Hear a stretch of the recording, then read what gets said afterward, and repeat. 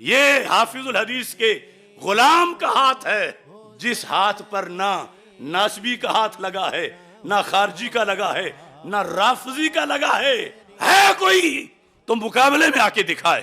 اور جو روزانہ رافضیوں کے لنگر چاٹتے ہو، بیلے کے جھوٹو، دلیلیں لاؤ۔ حق روکنا چاہتے ہو، غلط باتیں کر کے حق نہیں رکتا۔ تم جو کچھ داتا صاحب پہ ہوا، اس سے بڑا اپنے درباروں پر اپنے چچوں کے ساتھ، بھائیوں کے ساتھ تم ایک بار نہیں بار بار کرتے ہو۔ یہاں تو صرف ایک جوتا دکھایا گیا، ورنہ تو لبیک کے نعرے تھے۔ وہاں نہ تمہیں اخلاق یاد ہے، نہ تمہیں آداب یاد ہیں، اور ادھر یہ کہتے ہیں کہ چور کو چوری کرنے دو، تم بلب نہ جلاؤ، خدا را تم باز آ جاؤ، تم باز آ جاؤ، بلب نہ جلاؤ۔ کیوں؟ میرا ماما رنگے ہاتھوں پکڑا جائے گا، کوئی کہتا میرا داماد رنگے ہاتھوں پکڑا جائے گا، کوئی کہتا میرا چچا رنگے ہاتھوں پکڑا جائے گا، کوئی کہتا میرے مرید، میرے شاگرد رنگے ہاتھوں پکڑے جائیں گے۔ جلالی بٹن نہ دبا، اندھیرے میں سب کچھ ہونے دے۔ تو جلالی نے تمہیں جان نہیں دینی، اللہ کو دینی ہے۔ یہ جرم ہے میرا۔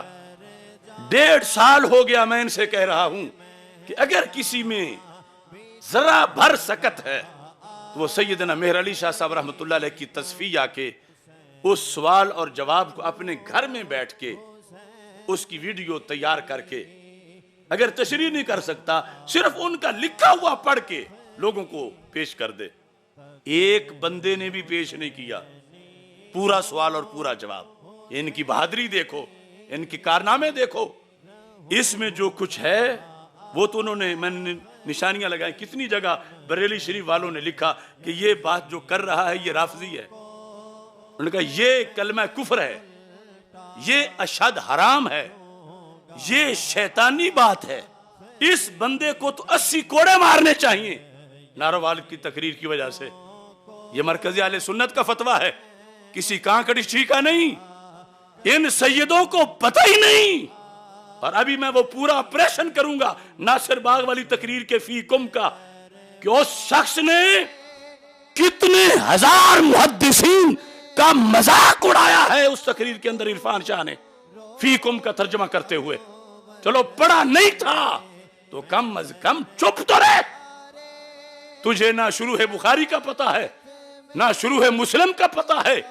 وہ مت ماری گئی تیری عبد القادر شاہ اور ریاض شاہ اور ان سب بیہودہ کی جفیوں سے، کہ تو فیکم کے ترجمے میں خیانت کر کے صحابہ پر حملہ کرنے لگا۔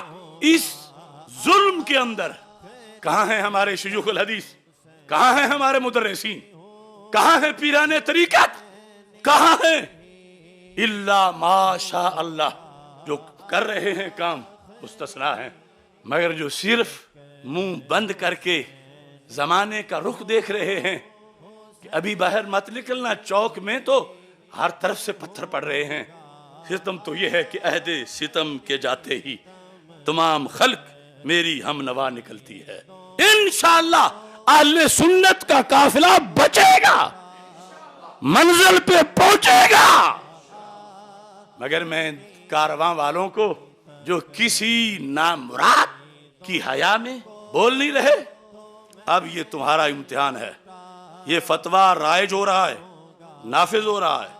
آج کی پریس کانفرنس میں ہم لانچ کر رہے ہیں، اور ہر مدرسہ، وہ چشتیہ ہو، وہ مہریہ ہو، وہ رضویہ ہو، وہ نعیمیہ ہو، جو بھی سنی دارالعلوم ہے، اس کے محتمم، ناظم اور اس کے مفتی صاحب سے بذریعہ ویڈیو ہم ان کے سامنے یہ فتویٰ پیش کروائیں گے۔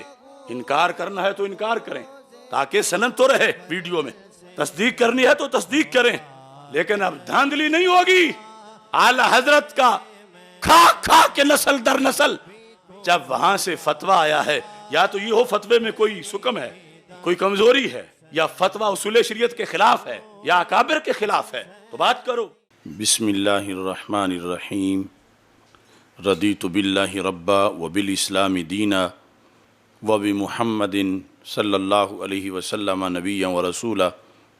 اللہ اکبر، اللہ اکبر اللہ اکبر لبیک لبیک لبیک یا رسول اللہ صلی اللہ علیہ وسلم۔ الحمد للہ رب العالمین والصلاة والسلام علی خاتم النبیین سید الانبیاء وخاتم المعصومین وعلی آلہ واصحابہ اجمعین، اما بعد فاعوذ باللہ من الشیطان الرجیم، بسم اللہ الرحمن الرحیم۔ وممن خلقنا امہ یہدون بالحق وبہ یعدلون، صدق اللہ العظیم وصدق رسولہ النبی الکریم الامین۔ ان اللہ وملائکتہ یصلون علی النبی یا ایہا الذین آمنوا صلوا علیہ وسلموا تسلیما۔ الصلاۃ والسلام علیک یا سیدی یا رسول اللہ وعلی آلک واصحابک یا حبیب اللہ۔ الصلاۃ والسلام علیک یا سیدی یا خاتم النبیین وعلی آلک واصحابک یا سیدی یا خاتم المعصومین۔ مولاي صل وسلم دائما ابدا علی حبیبک خیر الخلق کلہم۔ اللہ تبارک و تعالی جل جلالہ وعم نوالہ وتم برہانہ وعظم شانہ وجل ذکرہ وعز اسمہ کی حمد و ثناء، اور حضور سرور کائنات، مفخر موجودات، زینت بزم کائنات، دستگیر جہاں غم گسار زماں، سید سروراں حامی بے کساں، قائد المرسلین خاتم النبیین احمد مجتبیٰ جناب محمد مصطفیٰ صلی اللہ علیہ وآلہ واصحابہ وبارک وسلم کے دربار گہربار میں ہدیہ درود و سلام عرض کرنے کے بعد، السلام علیکم ورحمۃ اللہ وبرکاتہ۔ ناظرین، حاضرین، سامعین، پاکستان میں اور پوری دنیا میں بسنے والے اہل سنت و جماعت حضرات سے میں مخاطب ہوں، اور آج تاریخ کے نہایت ہی حساس موقع پر میں آپ تمام حضرات سے جو اس وقت لائیو سن رہے ہیں یا بعد میں سنیں گے، میں آپ سے مخاطب ہوں۔ رب ذوالجلال رسول اکرم نور مجسم شفیع معظم صلی اللہ علیہ وسلم کے عظیم مرتبہ کے طفیل ہمیں عصر حاضر میں جو اصل بیماری ہے اس کا ادراک کرنے اور اس کا علاج کرنے کی رب ذوالجلال توفیق عطا فرمائے۔ اور اس وقت جن مسائل کے اندر اہل السنہ والجماعہ گر گئے ہیں، رب ذوالجلال ہمیں اس بھنور سے نکلنے کی توفیق عطا فرمائے۔ اللہ تعالی ہمیں غلبہ اسلام کی خاطر معتقدات و نظریات کی پاسبانی کی ہمت عطا فرمائے۔